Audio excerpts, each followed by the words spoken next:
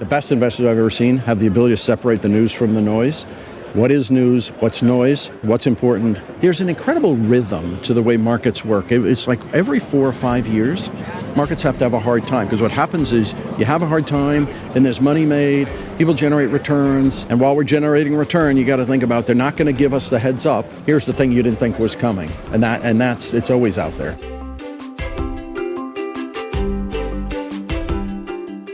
Fixed income is back in the spotlight. Yields are at multi-decade highs, and investors are rethinking how to position their portfolios in a world where income is abundant, but uncertainty still looms. As the macro environment evolves, so do the strategies for navigating it. So where are the most compelling opportunities in fixed income today, and what risks should investors be watching? Welcome to The Bid, where we break down what's happening in the markets and explore the forces changing the economy and finance. I'm Oscar Pulido. Today, I'm joined by Rick Rieder, Chief Investment Officer of Global Fixed Income at BlackRock.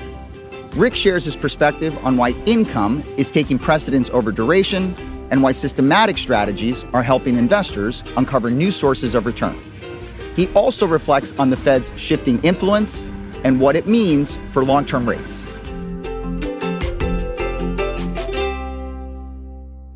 Rick, thank you so much for joining us on The Bid. Thanks for having me. This is exciting. I'm pumped to do it. It is exciting. We're sitting in Huntington Beach, California at the Future Proof Festival, which is a gathering of industry leaders from the wealth management and the investment management industry. You and I are sitting here. I can see palm trees, and the beach is just over the horizon. So we have a nice landscape to look at. And perhaps that's the best place to start, is the landscape. But this time about the markets and the economy. Few people have their finger on the pulse like you do, Rick. You and your team follow a lot of things around the world. What are the big forces shaping markets right now and throughout the rest of the year? So, there are a bunch of things going on. I'll hit on a few things. First, economy's in good shape. There is this constant refrain about it's recession, it's coming, get out of the way. The economy's in good shape. I think we can almost hit 5% nominal GDP this year, which is pretty impressive. So, first thing, as an investor, you think about, okay, is the backdrop foundationally in terms of the economy? Pretty good. Is inflation a little bit high? Inflation's a little high. We have a tariff transmission coming in. You've got to respect that. Certainly the Fed will respect that.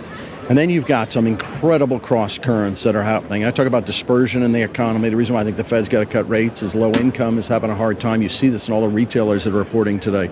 Mid to high income doing fine, low income having a tough time. Housing market is stuck. Fed's got to get that rate down to get velocity of housing moving. So I think rates are going to go lower. I think at the end of the day, the ability to create income in a portfolio is incredible. I lived for 2 decades where you think about, we had negative interest rates. In Europe, we had negative interest rates for 9 years, the craziest strategy of all time. We had negative interest rates. You had to pay to actually hold assets. Today, you can buy European assets because of the currency. You can swap it back. You can get a lot of yield. Today, you can build a portfolio of 6% yield. That is amazing for fixed income. Most people said, gosh, if you can get me 4 to 5, life is good. What about if I got you 6? Now, rates are going to come down. We got to think about how long are we going to get that. But today, I think it's a pretty exciting time in fixed income. And then, in equities, technology change, fast-growing companies, privates coming into the equation. So we're like, where do we do privates versus publics? It's the most fun I've ever had investing by a lot. By the way, also you introduce hard assets, gold, Bitcoin. This is the most fun. People, talk. I think people always like to say, the good old times. I don't know. This is a pretty good time. Sounds like we're living in the good old times, maybe, is what you're saying. And you mentioned, oftentimes we do talk about the risks that exist in the market, but right now it sounds like the opportunities outweigh the risks based on some of the things that you're mentioning. So when people always say, what is the biggest risk that's out there? You usually don't get a heads up on what that is. So today, the biggest risk, I think, is U.S. government has too much debt. We got to keep rolling the debt. We got to keep rolling our long-term debt. We've got to complete auctions of 30-year debt all the time. We got to issue $600 billion almost a week of debt. That is the biggest risk. People generally know it. Usually what you know usually doesn't bite you, but there is a tail risk there. Other than that, one of the things you just got to be thoughtful in a portfolio is complacency. There's an incredible rhythm to the way markets work. It's like every 4 or 5 years, markets have to have a hard time, because what happens is you have a hard time, then there's money made, people generate returns, third year is good, and then all of a sudden people say, gosh, you know what, I forget, it was like losing money. And then, we're definitely in the mode now of complacency, and you see it in a bunch of places. So that's something that we always think about. I always think about exit strategy, downside protection, and while we're generating return, you got to think about they're not going to give us the heads up, like, here's the thing you didn't think was coming, and that's it's always out there. You mentioned the Treasury, and you mentioned Treasury debt levels and issuance, and so let's talk about that a little bit, because when you do peruse the headlines, you hear things like the debt level in the U.S., the issuance of Treasury bonds. We have seen long-term interest rates moving higher. So talk a little bit more about why does that matter? Why is that important to keep an eye on? So there are a couple of things. First of all, I hear, I woke up the other morning, I was listening to TV, and people were screaming about rates are unanchored, they're unanchored, like this is... So if you take this year, returns in fixed income, depending on where, global fixed income is over 7% positive. U.S. fixed income, depending on what, our funds are up almost 7 in a bunch of places, 6 for the index. I don't know. It's not like, when people say it's unanchored, like we're far from unanchored. But I've learned before, the markets can stop.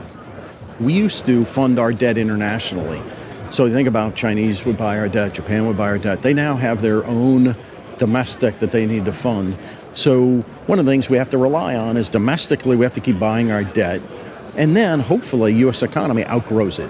And I think that's one of the big things we're going to watch for the next couple of years. Can we grow fast enough? There's only one secret to how do you outgrow the debt, or how do you reduce a debt burden? You have to grow faster than the cost.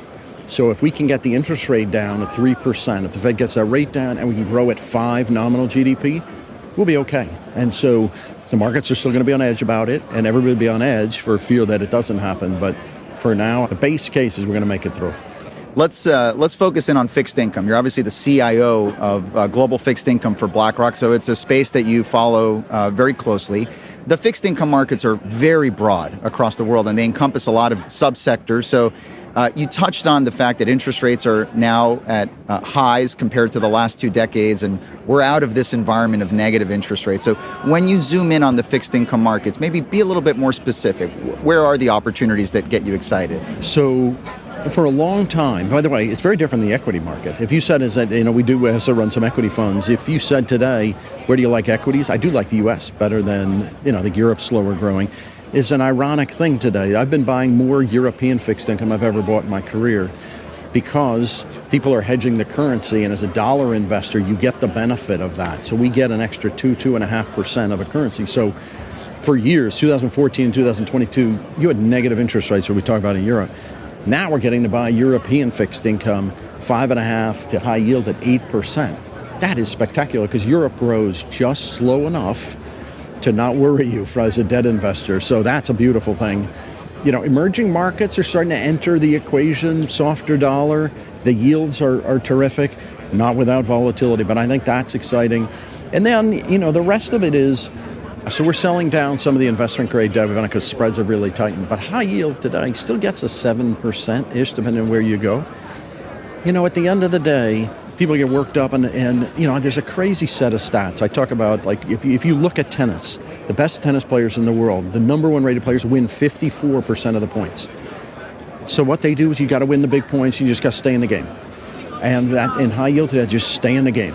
And if it was, we can just keep clipping 7, and I think that's what fixed income is about today. Try not to hit a home run. Equities are good for a home run. You do some crypto, some other things for a home run. Let's just get 7. And by the way, we're annualizing considerably better than that today. If rates come down, it'll be you could get high single digits, maybe even a little higher than that. And you mentioned that depending on the asset class we're talking about, if we're talking about equities, you favor the U.S. a bit more. But if you look at fixed income markets, you might look to regions like Europe a little bit more. Rick, you've talked for a while about the benefits of an unconstrained approach to portfolios and being dynamic in this kind of environment. So when you then think about the asset allocation in a portfolio, you've touched on a lot of different themes, but maybe go a little bit deeper there as well. Like, how would you think about asset allocation in a portfolio? Listen, one of the great gifts I have to investing, and that's been a huge benefit to us, is the ability to move around. The regime changes. It's like, would you buy a clock that doesn't work? It'll be right once. Today, think about, you could be in the front to belly of the yield curve. It's been a home run. Stay there. You don't need on the long end of the curve. There's a lot of parts of an index that are negatively convex, they're negative return potentials, high coupon mortgages. Today, being able to buy Europe, being able to, at times use some of my unconstrained to do bespoke, private-oriented financing. Even if a 10%, 12% position, you get an extra 20 basis points on the portfolio. Move around and do that, in things like residential real estate, things part of the commercial real estate that everybody writes it off, but there's some really good financing because people have written it off. So that ability to move around parts of the yield curve, parts of the globe, you can buy high quality in Europe, high quality companies in subordinated form, get a bit more yield, they're not going to default. Like it is a gift to be able to, I call it make a little bit of money a lot of times. You don't have to take a huge rate swing. Just keep doing it. I call make the sausage every day. Just literally every day, find a cheap asset, go around the world and do it, and then get the big regime characteristics right. And you talked about European bonds. I think what you said was you can invest in Europe, and if you hedge your currency exposure back to U.S. dollars, if you're a U.S. dollar investor, now you can actually get a pickup in yield, and an area that looks interesting at the beginning becomes even more interesting. Are there other opportunities like that? I'm just curious, as you look around the globe, what other regions and what other opportunities like that pique your interest? So, one thing I've learned in my career, like if you just invest for carry or for the highest yield, there's a good chance, like usually when you're chasing the highest yield, it's dangerous. So we got to be thoughtful about it. So for example, places like Japan, long end interest rates in Japan, you get that same currency benefit, but you can lose money pretty quickly. So I've tried to be hesitant, we've been hesitant around taking exposure there. Parts of emerging markets now, if the dollar stays low or softer, these yields, and by the way, a number of the emerging market countries have to cut rates. Slower economy, et cetera. So we've been doing some of that. But that currency, think about for a decade, 2 decades, it was international investors coming to the U.S. to buy fixed income. Today, a lot of international investors saying, gosh, I'm worried the dollar goes down. They're hedging it. So as a dollar investor, it's something we haven't been able to benefit from for a long time at this scale. And I think you've actually talked about this, that you mentioned the dollar. The dollar hasn't been the safe haven in periods of risk off that it has been in the past. Like maybe talk a little bit about your currency view there, because in the past, the dollar is usually where people flock to in periods of volatility. But we've actually seen the opposite in the few periods of time this year when we've seen market vol. Totally. So first thing I will say is currencies are the hardest way to make money. Everybody's an expert on the dollar, and 99.9% of people don't get it right on positioning. It's very, very hard. There are a few things today that suggest that currency could soften from here. We talked about the debt burden in the country. We talked about international investors diversifying into things like gold that are buying less in the U.S. We talked about Fed, if they cut rates, that could pressure the currency a bit lower. So, when you add up the debits and the credits today, it certainly feels like we're going to go to a softer currency. I think it'll be contained because there's so much money that will M&A opportunities, equity opportunities in the U.S. But I think, the broad framework is probably a weaker currency. And then, what do I do to protect against that? Hard assets. I was just asked on television about how much would you have in Bitcoin. I still think the dollar will be okay, albeit weaker.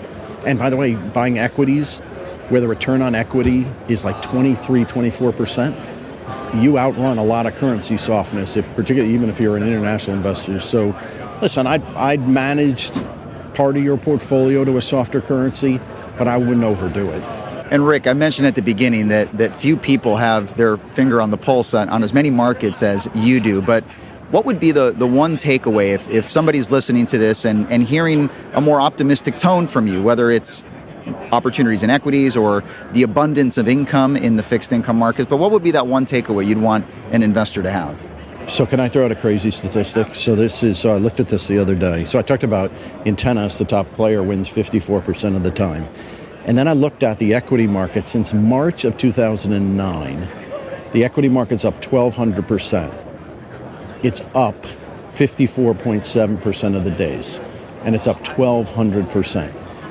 And then I actually looked at if you strip out when on Fed days and the day before, it actually would be up about half less than that. Okay, so what do you do with all that?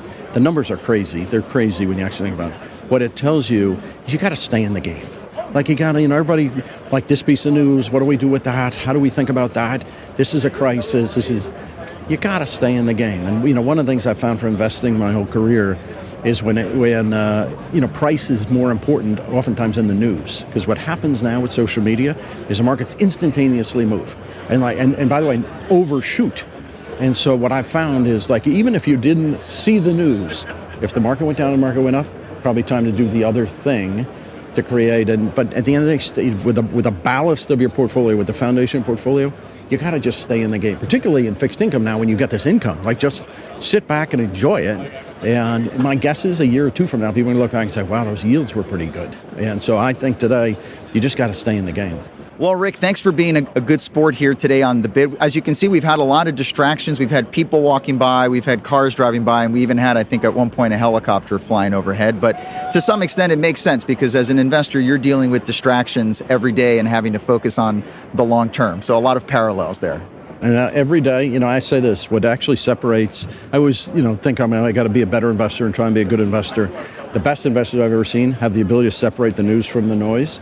What is news? What's important? What's noise? Today, we've had a pretty good reflection of that. Just ignore what's going on externally. Absolutely. We want to thank you, Rick, for joining us here. Thanks for joining us on The Bid, and we hope to have you back at some point. Thank you. Appreciate it. Thanks for listening to this episode of The Bid. Next week, join me as we examine what equity opportunities exist in the infrastructure landscape. Subscribe to The Bid wherever you get your podcasts. This content is for informational purposes only and is not an offer or a solicitation. Reliance upon information in this material is at the sole discretion of the listener. In the UK and non-European Economic Area countries, this is authorised and regulated by the Financial Conduct Authority. In the European Economic Area, this is authorised and regulated by the Netherlands Authority for the Financial Markets. Reference to the names of each company mentioned in this communication is merely for explaining the investment strategy and should not be construed as investment advice or investment recommendation of those companies. For full disclosures, go to blackrock.com/corporate/compliance/bid-disclosures.